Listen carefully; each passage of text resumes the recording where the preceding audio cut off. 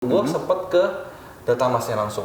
Oh, sempat langsung ke sana ya? Bekasi. Visit company-nya? Gue visit ke company langsung, gue ngeliat perusahaan yang bakal gue invest gede itu seperti apa sih.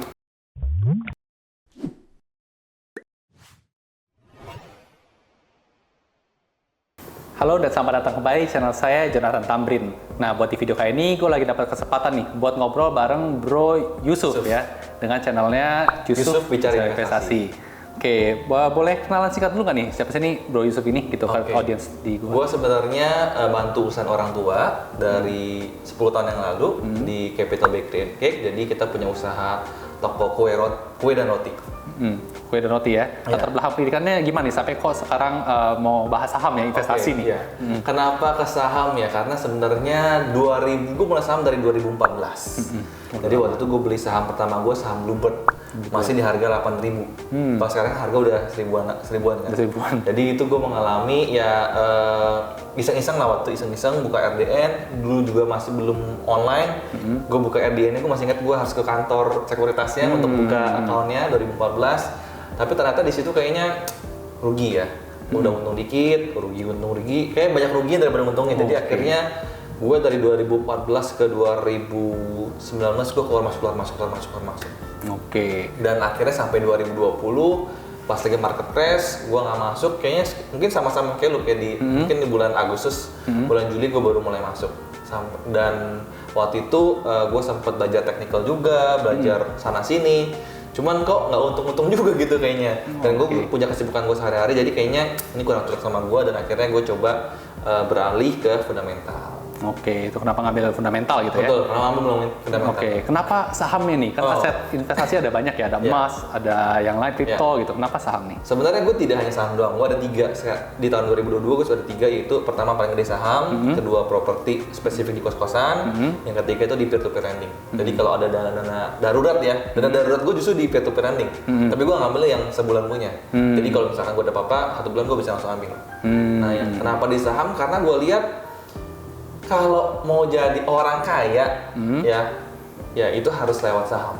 Either lu punya bisnis, lu IPO-in, atau ya seperti Warren Buffett yang benar-benar investasi di pasar saham. Atau mungkin gue lihat banyak juga lah, nggak usah ngomong sekelas Warren Buffett atau sekelas Do Keng Hong gitu. Banyak juga orang yang bisa berinvestasi di pasar saham, bisa portfolio juga lumayan banget. Walaupun mungkin background-nya cuma karyawan biasa, mungkin background-nya pebisnis dan segala macam. Oke, jadi menurut gue adalah the best way kayaknya gitu. The best way ya. Banyak orang yang terbukti jadi kaya gitu ya. Betul. Dia punya saham kepemilikan satu perusahaan. Betul. Gitu ya. Cuman perlu disclaimer ya, itu kalau gue belum merasakan gue sukses dari saham. Belum ya? Belum, karena gue pingin mencoba dan membuktikan kalau gue bisa. Oke, jadi cukup getol juga belajar saham belakang ini ya. Betul. Oke, jadi teman-teman nanti di video kali ini kita akan coba ngulik ya, ngobrol-ngobrol bareng Bro Yusuf ini gimana sih cara dia ngambil saham gitu ya. Seperti apa tekniknya dia dan bagaimana dia punya cara untuk manage portfolio atau take profitnya di seperti apa. Ya, ntar kita akan coba lihat pembahasannya. Nah, oke, Bro Yusuf, boleh dong cerita kira-kira sebutin satu saham nih yang saat ini punya conviction paling tinggi nih. Paling tinggi. Sahamnya adalah saham Demas. Demas ya. Dan di beberapa video YouTube gue udah sering sharing juga, gue buka-bukaan, gue invest berapa di Demas. Karena mungkin kalau lu mungkin punya kenapa belinya gitu ya, karena waktu itu gue awal sebenarnya belinya itu karena tidak sengaja karena waktu itu gue pengen bikin konten yang nabung saham dengan dividennya yang tinggi. Waktu itu gue ada beli PWR yang dividennya lumayan tinggi kan, Demas, beberapa lah saham yang gue lupa yang dividennya tinggi, salah satu 2 ini. Kalau nggak salah waktu ada MPMX juga kalau nggak salah. MPMX, nah 3 ini gue beli. Nah, sampai yang lain udah TP, sisa 1 ini sampai sekarang belum sesuai dengan target gue. Jadi dari 2020 sampai 2022 gue udah 2 tahun sampai sekarang belum gue jual. Oke, belinya dari tahun 2020 ya. Berarti ini investor yang cukup lumayan jangka panjang juga nih. Jadi bukan stylenya bukan yang tektok tiap hari gitu ya. Oke, jadi sempat jadi dividend hunter juga. Saat ini posisinya untuk yang Demas. Nah, apa nih yang membuat Bro Yusuf ini masih nge-hold sampai 2 tahun nih? Apakah secara kinerja keuangannya, apa prospeknya itu masih positif? Atau kenapa gue nggak cut loss gitu ya? Sekarang gue baru lihat gue minus 11,9%. Bagi gue sebuah angka yang dibilang jelek banget enggak, dibilang bagus banget enggak, udah pasti. Karena kalau jelek mungkin gue rasa banyak banget yang di luar sana yang mungkin minusnya 50% atau 40-30 gue rasa banyak banget. Dan menurut gue dibeli dibilang murah banget banget? Sebenarnya nggak juga, karena gue minus 11,9 nih. Tapi kenapa gue makin lama makin nambah nih? Justru karena kan gue adalah tipikal yang gue nambah terus. Kalau gue ada uang, gue nganggur, gue nabung lagi. Dan gue nabung ke saham yang belum naik. Kalau udah naik, gue justru biarin aja. Jadi Demas ini karena gue nyangkut, nah gue tahun 2021, gue lupa 2020 atau 2021, gue sempet ke Delta Emasnya langsung. Oh, sempat langsung ke sana ya? Bekasi. Visit company-nya? Gue visit ke company langsung, gue ngeliat perusahaan yang bakal gue invest gede itu seperti apa sih? Kalau mungkin ke BSD gue udah sering karena orang tua tinggal di BSD. Tapi kan nggak banyak orang yang mungkin pernah ke Kota Delta Emas gitu kan. Ya akhirnya gue coba, gue ajak istri gue, ajak anak gue, kita jalan-jalan yuk, kita ke sana. Dia nggak tahu apa juga, dia juga nggak tahu gue beli saham itu. Pas gue ke sana gue lihat, wow, ini sebenarnya kalau ke sana itu adalah sebuah tempat yang mungkin madesu. Karena bener-bener di luar ekspektasi gue banget. Karena kalau gue udah pernah ke BSD, ini adalah sebuah kota maju dan lu lihat makin lama makin maju. Tapi kalau lu ke Kota Delta Emas itu sebuah kota yang sebenarnya madesu. Pas turun tol aja kosong, nggak ada apa-apa gitu. Lahan doang gitu ya. Lahan doang kosong gitu. Dan lu bisa lihat ruko-ruko di situ itu kosong. Gue nggak tahu karena pas gue pergi lagi pandemi atau lagi memang waktu lagi PSBB ya. Karena lagi ada PSBB segala macam kosong. Cuma memang wah ini kosong. Cuman sebenarnya di balik itu gue ngeliat sebuah opportunity yang sebenarnya sangat besar sekali. Lu bisa lihat sebuah peluang yang gede banget. Kalau di sini akan dibangun Ion Mall. Dan mereka akan bangun Ion Mall terbesar se-Asia Tenggara di Kota Delta Emas. Pas 2021 kalau nggak salah itu hasil tanah kosong. Sekarang katanya sudah sedang dibangun. Jadi gue nggak tahu kapan, mungkin 2 tahun lagi nggak salah. Dan waktu itu gue kesana juga, ngeliat mereka punya hotel, mereka punya waktu itu baru buka McD. McD ngambil lahan di sana juga dan lumayan rame karena satu-satunya mungkin makanan di situ. Starbucks lagi ngebangun. Jadi menurut gue, wah ini ada sebuah early growth banget. Early mereka mau bertumbuh di situ. Dan berikutnya di jalan itu juga, jalan utama Boulevard mereka lagi dibangun mitra keluarga. Mitra keluarga ambil tanah di situ cukup besar juga, berapa ribu meter. Mereka bakal bikin hospitalnya dan lu bisa lihat laporan keuangan di mitra keluarga. Mereka juga memang lamberin, mereka beli di Kota Delta Emas gitu. Jadi menurut gua, wah ini prospeknya ke depannya gede banget. Oke, jadi datang langsung ke ininya ya, ke site-nya ya? Langsung gue pengen tahu yang gue beli itu perusahaannya seperti apa. Iya. Nah ini juga cara yang baru ya, cara yang mungkin nggak biasa dilakukan sama teman-teman investor sekalian. Nah kita sebagai investor juga memang hal yang bagus juga nih kalau bisa langsung ngunjungin dan lihat langsung proyek dari perusahaan itu. Kebetulan gue di Jakarta, jadi ke Bekasi ya nggak terlalu jauh, 1,5 jaman. Masuk akal juga sih untuk ngebangun itu karena memang kan Demas ini kan jualan lahan ya. Benar. Nanti di mana ketika sudah jadi bangun di sana pasti punya karyawan yang pasti bakal tinggal di sana juga. Betul. Ya. Kalau ada development seperti kayak makanan atau rumah sakit itu juga memang benar tadi early growth gitu ya. Oke. Nah, terus kemudian saat ini gimana nih? Udah berapa persen sih dari total budget buat investasi di saham nih di Demas? Di Demas kalau nggak salah sekitar 40-45%. Wow, udah 40% ya? Yakin banget ya? Gitu karena makin loss justru makin beli. Jadi makin lama porsinya makin besar gara-gara itu sebenarnya. Oke, tapi konviksinya cukup tinggi juga ya? Cukup tinggi dan seiring berjalannya waktu kalau kita lihat ya, mereka punya marketing sales, mereka punya laporan keuangan dan kalau kita lihat seperti Hyundai di Indonesia, seperti Wuling di Indonesia, mereka punya pabrik itu di Kota Delta Emas. Jadi kalau kalian tahu nanti subsidi nih mobil yang katanya 80 juta, itu cuma buat pabrik atau brand yang mereka bikinnya di Indonesia. Kalau pabriknya import, komponen import itu nggak bisa. Nah salah satunya itu ya dua ini, Wuling dan Hyundai, itu pabriknya di Kota Delta Emas.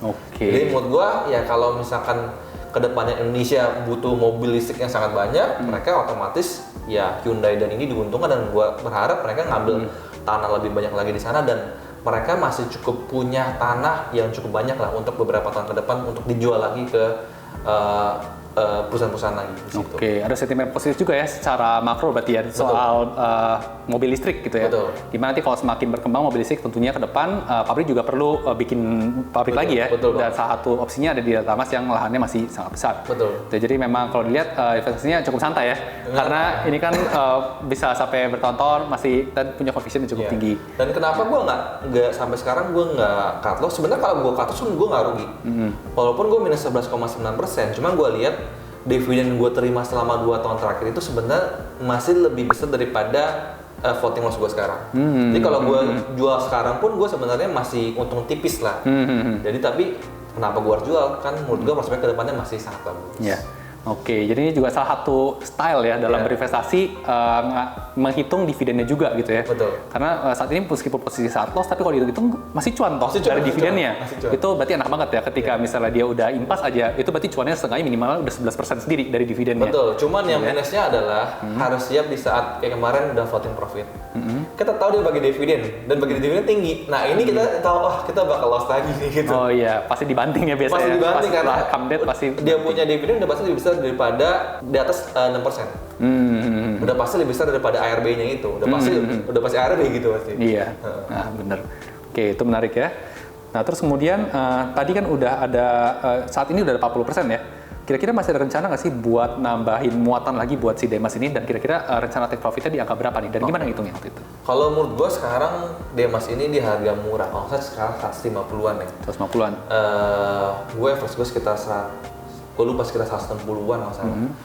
Jadi rencana gue sekarang kalau gue punya duit, gue bakal beli. Kebetulan gue tahun ini gue baru beli kos-kosan gue 2 di bulan Juni sama di bulan November. Jadi gue lagi nggak punya dana buat averaging down.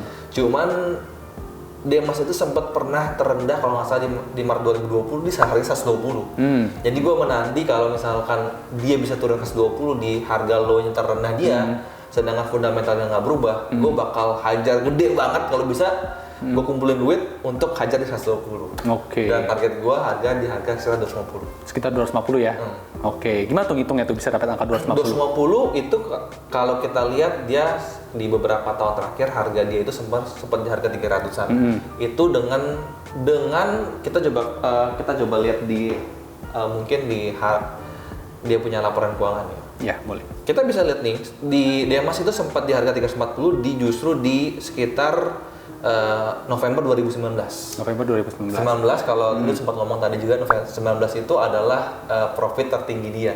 Tertinggi dia. Sebenarnya 2020 kalau lihat profitnya sebenarnya itu lebih tinggi loh. Okay. Di 2021 dia punya 2020 dia punya net profit itu sempat 1,3 triliun. Di 2019 berapa? 1,33, beda tipis. Iya, beda tipis kan. Sebenarnya 2020 di saat pandemi pun ya. Nah, menurut gue ini bisa terbukti kalau ya sesektornya dia, contohnya BES, contohnya ada Hija, itu 2020 mereka hancur. Tapi Demas justru masih bisa dibilang nggak kalah sama 2019. Makanya itu kenapa alasan gue beli di 2019 aja bisa divaluasi dengan harga ya 300-an. Ya, jadi gue nggak usah ngabet terlalu tinggi lah. Gue berharap bisa di 250 aja sudah oke. Jadi mengapa gue ngomong sekarang kalau bisa di harga 150 aja sekarang nggak mahal. Apalagi bisa turun ke 120. 120 ke 250 kan udah bisa begar. Jadi kalau 120 ya gue akan terus nambah. Dan gue tipe kalau memang dari dulu adalah mungkin DC. DC kalau gue ada duit ya gue nabung. Jadi kalau lu mungkin sekaligus ngajar gede, karena kalau gue kan punya uang nih sengaja gue sisihkan sebulan berapa duit, udah gue sisihkan nabung Demas. Nanti ketika Demas udah naik itu 2%, udah gue ganti ke saham yang belum naik. Tapi kalau sekarang kebetulan Demas lagi murah banget, ya gue taruhnya di Demas aja gitu. Oke.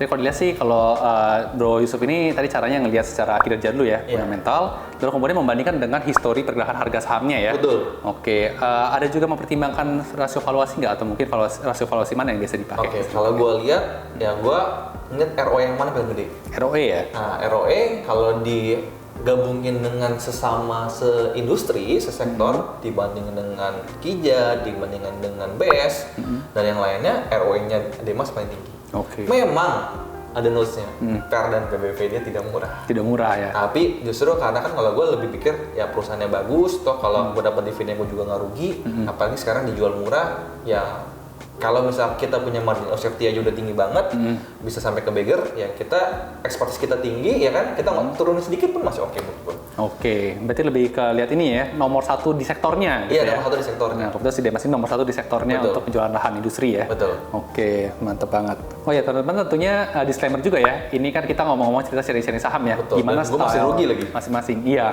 Setiap orang punya style untuk investasinya masing-masing gitu. Tentunya teman-teman tetap harus stick dengan gaya yang teman-teman prefer gitu ya. Betul. Jadi jangan ikut-ikutan ketika beli atau suatu saham atau jual, tetap harus do your own research gitu. Betul banget. Oke, jadi itu kita udah denger ya cerita-cerita bagaimana sang Bro Yusuf ini ya di tengah kesibukannya juga bisa invest saham juga dan juga punya conviction yang tinggi nih di salah satunya saham Demas. Tentunya dengan riset yang mumpuni juga ya di belakang. Sempat datang ke site-nya. Betul. Nah, teman-teman juga sebagai investor juga punya opsi nih.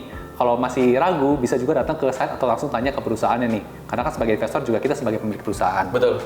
Oke, jadi itu tadi sharing kita ngobrol-ngobrol hari ini ya. Semoga teman-teman dapat insight buat kedepannya teman-teman bisa analisa saham, punya opsi atau sudut pandang lain nih, biar teman-teman juga bisa menemukan stylenya untuk investasi. Oke, jadi mungkin sekian dulu. Nanti kita akan lanjut ke video-video berikutnya. Thank you, bye-bye. Bye-bye. Yeah.